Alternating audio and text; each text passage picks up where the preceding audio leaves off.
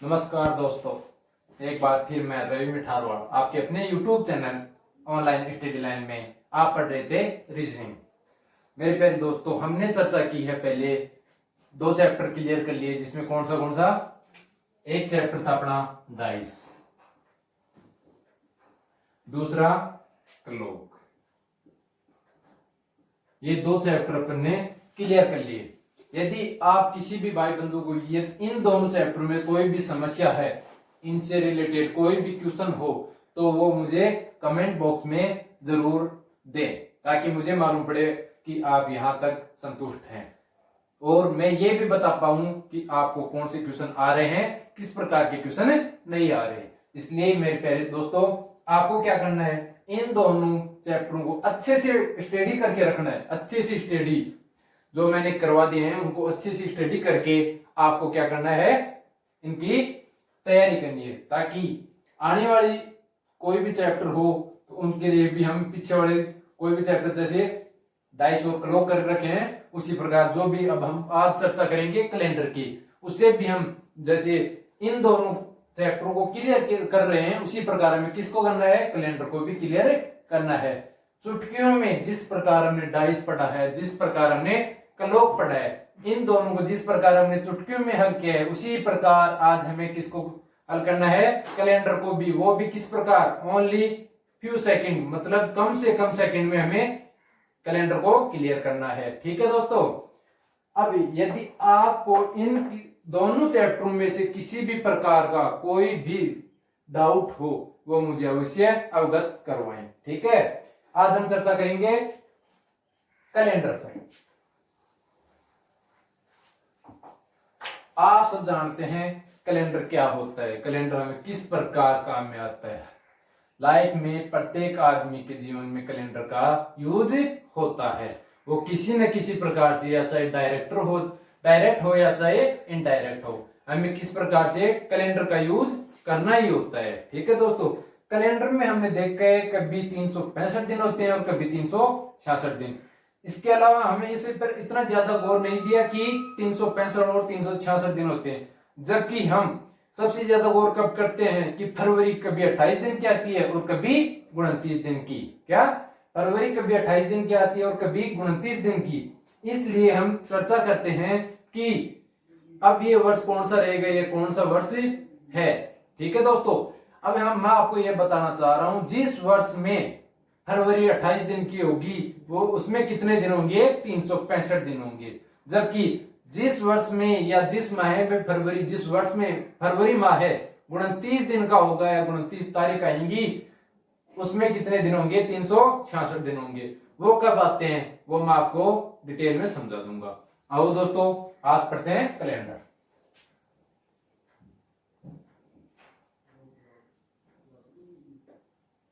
Calendar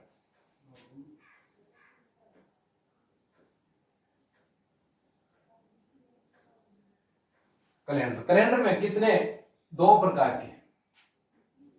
एक calendar होता है जिसमें 365 दिन होते हैं, 365 दिन। दूसरा होता है जिसमें 366 दिन होते हैं। एक वो कैलेंडर जिसमें 365 दिन होते हैं, एक वो कैलेंडर जिसमें 366 दिन होते हैं। अब हम 365 दिन वाले कैलेंडर को क्या कहेंगे, 366 दिन वाले कैलेंडर को क्या कहेंगे। अब मेरे प्यारे भाइयों, आपको याद रखना है अच्छे से, 365 दिन जिस कैलेंडर में होगा उसे हम क्या कहेंगे, साधारण वर्ष।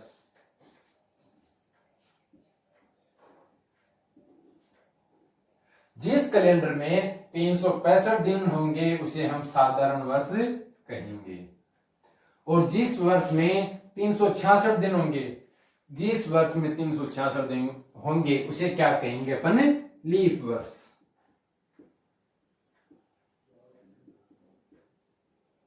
ठीक है, अब ये किस प्रकार, ये कब आता है और ये कब आता है। साधारण वर्ष कितने साल से आता है, कितने दिन में आता है, और लीप वर्ष कितने साल से आता है।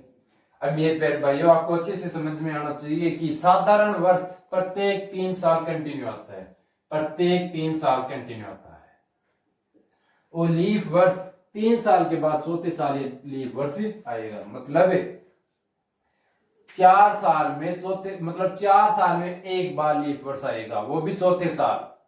4 साल में एक बार ही लीफ वर्ष आएगा, वो भी चौथे साल। मतलब इसका अर्थ क्या हुआ? इसका अर्थ हुआ कि प्रत्येक लीफ वर्ष 4 साल से आता है। क्या?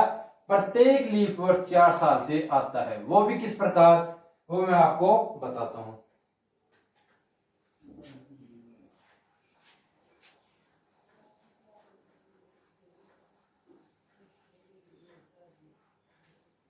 तीन सौ पैंसठ दिन हमें मालूम है कि एक वर्ष में कितने दिन होते हैं, अच्छे से मालूम है। 365 दिन, ये तो दिन हो गए। क्या? ये तो दिन हो गए। अब घंटे कितने होते हैं? 5 घंटे। 365 दिन 5 घंटे, 5 घंटे। एच मतलब घंटे। 48 मिनट और 12 सेकंड ये होता है। रियल में अपने सूर्य की परिक्रमा या पृथ्वी की परिक्रमा से हमें यह मालूम होता है कि एक वर्ष में 365 दिन 5 घंटे 48 मिनट और 12 सेकंड होती हैं। हम इसे कितना लेते हैं? हम इसे ओनली एक साल में यही काउंट करते हैं। क्या? हम इसे एक साल में केवल यही काउंट कर पाते हैं, क्योंकि ये तो पूरा दिन बना नहीं, इसलिए ये बन के समथिंग ये कितना है? 6 घंटे। एक साल में ये 6 घंटे बढ़ रहा है। दूसरी साल में 6 घंटे, तीसरी साल में 6 घंटे, चौथी साल में कितना हो जाएगा? ये 1 दिन हो जाएगा। क्या? चौथी साल में क्या हो जाएगा? ये 1 दिन। कैसे? एक दिन कितने का होता है? 24 घंटे का। इसमें कैसे? 3 साल में तो हो गया ये 18 घंटे। चौथी साल में वही हो जाएगा 24 घंटे। इसका मतलब 1 दिन। अब हमने देखा कि साधारण 3 साल में आ रहा था कंटिन्यू, वो भी 365 दिन, और ये अब बढ़कर 1 दिन चौथी साल में काउंट हो जाएगा। इसमें कैसे बढ़े? ये 1 दिन केवल फरवरी में ही बढ़ पाता है, जिससे हमें कैलेंडर को देखने में आसानी रहती है, ताकि हमें ये भी मालूम रहे या हमारे नित्य काम में भी ऐसे एडजस्ट करना पड़ता है कि ये 29 तारीख या 29 फरवरी 4 साल से एक बार आती है। ठीक है दोस्तों, अच्छे से समझ में आ रहा है आपको? देखिए,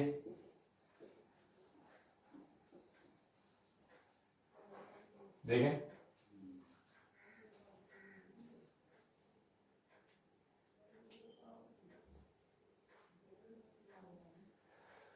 अब देखते हैं। अब चर्चा करते हैं लीफ वर्ष की।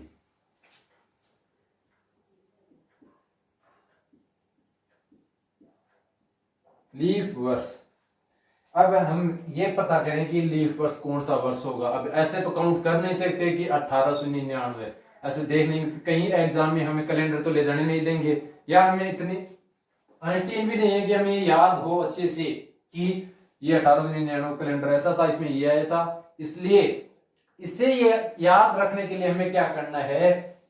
जिस वर्ष में 4 का पूरा पूरा भाग जाता है, जिस वर्ष में 4 का पूरा पूरा भाग जाता हो, वह क्या कहलाएगा? वह लीफ वर्ष कहलाएगा। जिस वर्ष में 4 का पूरा पूरा भाग जाता हो वह क्या कहलाएगा? लीफ वर्ष कहलाएगा। अब ऐसा तो नहीं कि आप ये चेक करें कि पूरे में भाग दें, पूरे में भाग नहीं देना है मेरे प्यारे दोस्तों। आपको केवल लास्ट के 2 डिजिट में, मतलब लास्ट के 2 अंकों में आपको केवल 4 का भाग देना है, जिससे हमें निकालने में आसानी रहे। क्या? जिसे हमें निकालने में आसानी रहे। कैसे? हमें मालूम है 4 का ये नियम है, फैक्ट है कि जिस भी संख्या के लास्ट के 2 अंकों में यदि 4 का पूरा पूरा भाग जा रहा है तो उस संख्या में भी 4 का पूरा पूरा भाग जाएगा। वो किस प्रकार? अब इसमें चेक करते हैं हम। 76 ओनली 76 में चेक कर लें। यदि इसमें जा रहा है तो ये 1876 में भी पूरा पूरा भाग जाएगा। तो यहां से चेक करने से क्या आएगा, ये 1 ये 3 19। तो अब किस प्रकार ये 19 आ रहा है, मतलब ये तो क्या है भागफल है। शेषफल क्या रह गया, शेषफल रिमाइंडर क्या रह गया 0। 0 रहने से हमें मालूम पड़ रहा है कि ये लीप वर्ष है। और हमें इसे अच्छे से चेक करने के लिए यदि 76 में भाग न दें और 1876 टोटल में भाग दें तो हमें मालूम होना चाहिए, इसमें भाग दे रहे हैं तो ये 0 आ रहा है, तो इसमें भी चेक कर लें, क्या पता इसमें चेंज हो जाए। ठीक है, इसमें भाग देने से ये 4 हो गया, ये 2 हो गया, ये 3, मतलब इसमें भाग देने से ये तो आ गया भागफल। शेषफल कितना रह गया 0, रिमाइंडर क्या बचा पड़ा 0। 0 यहां भी 0 बच रहा है, यहां भी 0 बच रहा है। मतलब मैंने जो आपको अभी बता रहा हूं, मैं आपको अभी बता रहा हूं जो बातें वो आपको अच्छे से समझ में आई होंगी कि लास्ट के 2 अंकों में यदि 4 का भाग पूरा पूरा जाएगा तो उस संख्या में भी 4 का भाग जाएगा। इसलिए हमें मेरे प्यारे भाइयों आपको पूरी संख्या पूरे वर्ष में भाग न देकर लास्ट के 2 अंकों में भाग देना है। अब ये तो हो गई अपनी लीप वर्ष की बात, क्या लीप वर्ष की बात। अब एक होती है लीप शताब्दी या शताब्दी। शताब्दी किसे कहते हैं, शताब्दी वह होती है जो 100 वर्षों का समूह है, उसे क्या कहते हैं शताब्दी कहते हैं। किसे 100 वर्षों के समूह को, ये क्या 100 वर्षों के समूह को क्या कहते हैं शताब्दी कहते हैं। ठीक है, जिसमें भी 100 वर्षों शताब्दी कहलाएगा। अब लीप शताब्दी कितने वर्ष बाद आएगी, लीप शताब्दी जैसे लीप वर्ष आता है उसी प्रकार लीप शताब्दी भी आएगी। वो कितने वर्ष बाद आएगी, वो 400 वर्ष बाद। क्या लीप शताब्दी, लीप शताब्दी। ठीक है, कितनी लीप शताब्दी। अब हम आप इसे एक बार देख लें, फिर नेक्स्ट चर्चा करते हैं इसके आगे।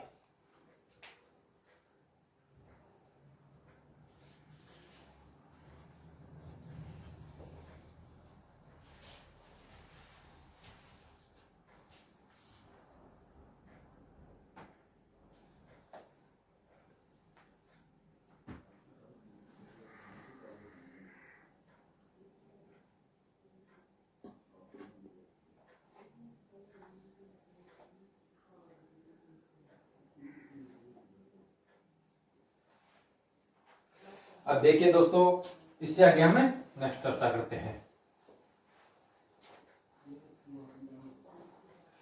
लीप शताब्दी कैसे चेक करें। जिस समूह या जिस वर्ष के समूह में 400 का पूरा पूरा भाग जाएगा वो क्या कहलाएगा लीप शताब्दी। अब मेरे प्यारे भाइयों, लीप वर्ष और लीप शताब्दी में अंतर क्या है, लीप वर्ष में कितने का भाग जाना चाहिए 4 का, ये तो लीप वर्ष में जाना चाहिए। और लीप शताब्दी, शताब्दी मतलब 100 वर्षों के समूह, उसमें क्या, उसमें 400 का भाग जाना चाहिए, ये क्या कहलाएगी लीप शताब्दी। जिस वर्ष में 4 का भाग जाएगा वो लीप वर्ष कहलाएगा, और जिसमें 400 का भाग जाएगा वो लीप शताब्दी। पूरा पूरा भाग जाना चाहिए, रिमाइंडर कितना बचना चाहिए, शेषफल कितना बचना चाहिए 0। यदि रिमाइंडर 0 बच रहा है तो वो लीप वर्ष या लीप शताब्दी अवश्य होगी। जिसमें रिमाइंडर 1 2 3 बचेंगे वो कभी भी लीप वर्ष या लीप शताब्दी नहीं होगी। अब लीप वर्ष रिमाइंडर 0 बच रहा है, यदि लीप वर्ष न हो रिमाइंडर क्या क्या बचेगा वो भी मैं आपको बता देता हूं। रिमाइंडर क्या क्या बच सकता है 1 2 और 3, 4 नहीं बचेगा, 4 बचने में वो ही काम हो जाएगा, 4 में फिर 4 का भाग देना पड़ेगा, वो क्या हो जाएगा 0 रिमाइंडर आ जाएगा। इसलिए रिमाइंडर 1 2 और 3 आए तो वो क्या रहेगी साधारण वर्ष रहेगी। ठीक है, इसे एक बार देख लें।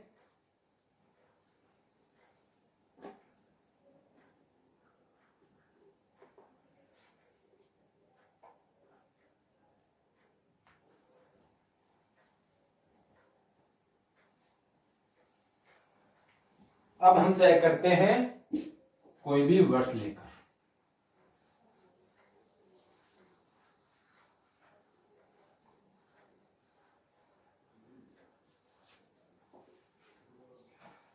जैसे हम लेते हैं 1900, क्या ये लीप शताब्दी है? अब इससे पहले मैं आपको एक क्वेश्चन करता हूं, लीप शताब्दी कितने दिन से, कितने वर्ष से आती है? 4 वर्ष से। आप सोच रहे होंगे ये भी फिक्स नहीं है, कभी कभार ये कितने वर्ष से आ जाती है? 8 वर्ष से। क्या लीप वर्ष कभी कभार 8 वर्ष से भी आ जाता है? वो किस प्रकार? अब ये देखें, अब ये लीप शताब्दी है 1900, चेक कर लें। अब इसमें आप चेक करेंगे लास्ट के 2 अंकों में भाग देकर, न कि लास्ट के 2 अंकों में भाग नहीं देना है, क्योंकि ये तो एक शताब्दी हो गई। क्या शताब्दी हो गई? अब इसमें कितने का भाग देना है हमें? 400 का। रिमाइंडर बच रहा है कितना? 3।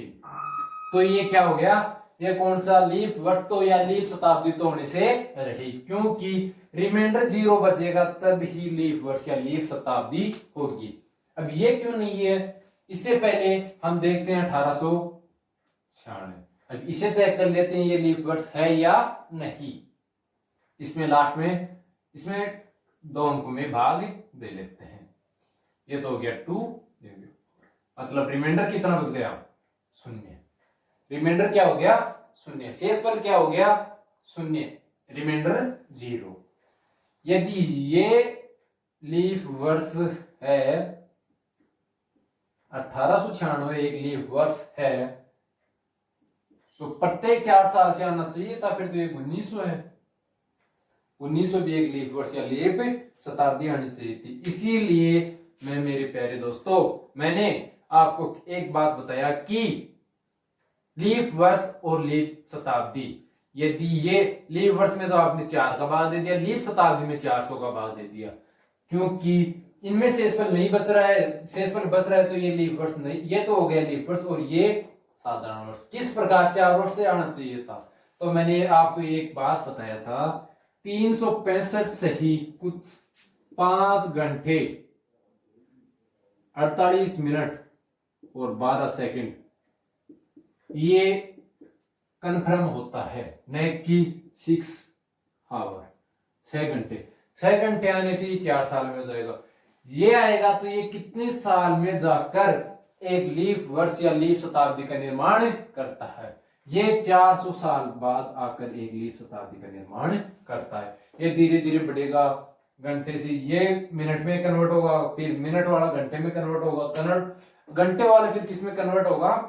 एक दिन में कन्वर्ट होगा। इसे ऐसा प्रक्रिया करने में कुल कितना टाइम लग जाएगा? 400 साल लग जाएंगे। ठीक है मेरे प्यारे दोस्तों, अब इसे एक बात चेक कर लें, तब तक मैं आपको नेक्स्ट चर्चा करता हूं।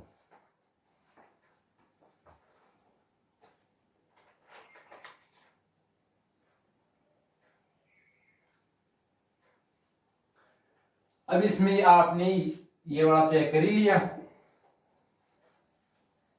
अब ये आपका लीप वर्ष है नहीं। अब इसके बाद कौन सा आना चाहिए? 4 साल बाद 1904 ये लीप वर्ष आना चाहिए। इसमें 4 के बाद जा रहा है, बिल्कुल जा रहा है, रिमाइंडर 0 बच रहा है, तो ये बिल्कुल क्या हो गया? ये भी एक लीप वर्ष हो गया। तो इसमें अपन ने अंतर देखा है कि 1896 से लेके और 1904 तक कितने वर्ष हो गए? 8 वर्ष हो गए। क्या हो गए?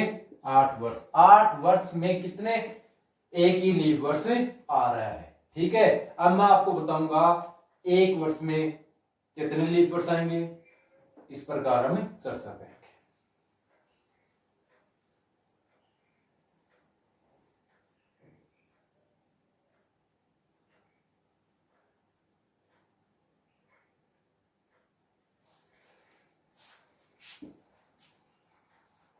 चर्चा करते हैं।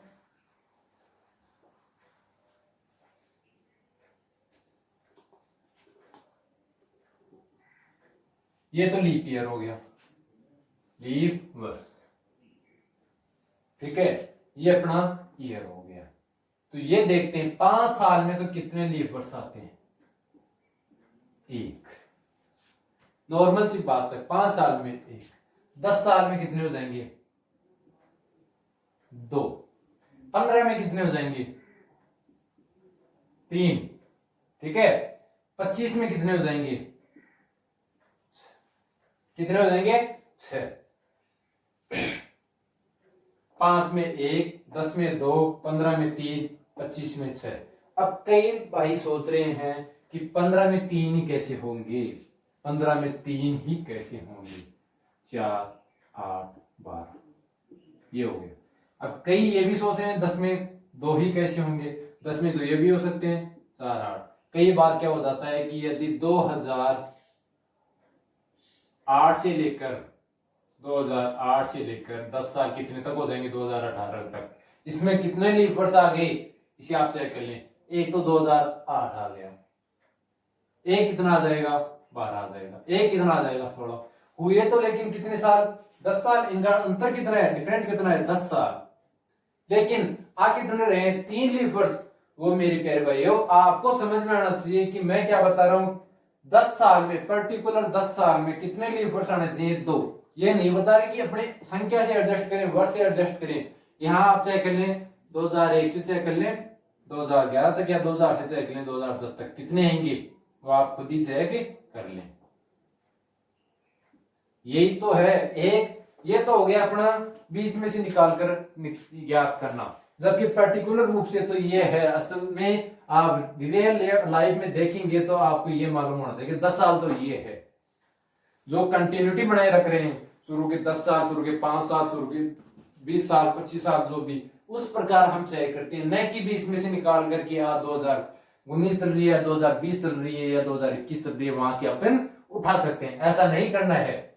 आपको ये चेक करना है पर्टिकुलर जो भी 2000 हो, 2010 या 2010 से 2020, 2020 से 2030, आप इसे अच्छे से याद कर लें ताकि आपको आगे दिक्कत न हो। प्रत्येक क्वेश्चन निकालने के लिए हमें अच्छे से याद होने चाहिए। ठीक है।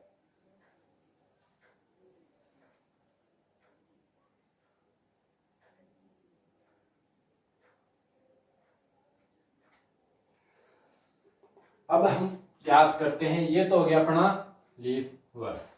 अब एक शताब्दी में कितने लीव वर्ष होते हैं? एक शताब्दी में कितने लीव वर्ष होने चाहिए होते हैं? तो एक शताब्दी का अर्थ है 100 साल। 100 में कितने होने चाहिए? 24। 200 में 48। ठीक है। 300 में 72। अब बच गया 400। 400 में 97। वो किस प्रकार आप देख रहे हैं, यहां 24 बढ़ रहा है, +24 हो रहा है, यहां +24 हो रहा है, यहां +25 हो रहा है। क्यों?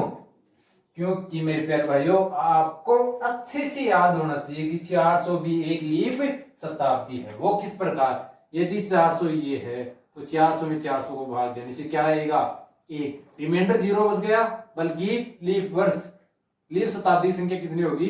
1 आ गई। 24 तो यहां तक आ ही रही है, प्लस 1, 24 + 1 25 आपको यहां ऐड करने हैं।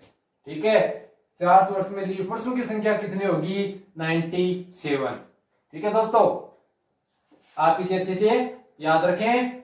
आज के लिए बस इतना ही, बाकी नेक्स्ट क्लास में। जब तक आप अपना ध्यान रखें, घर रहें, सुरक्षित रहें। ठीक।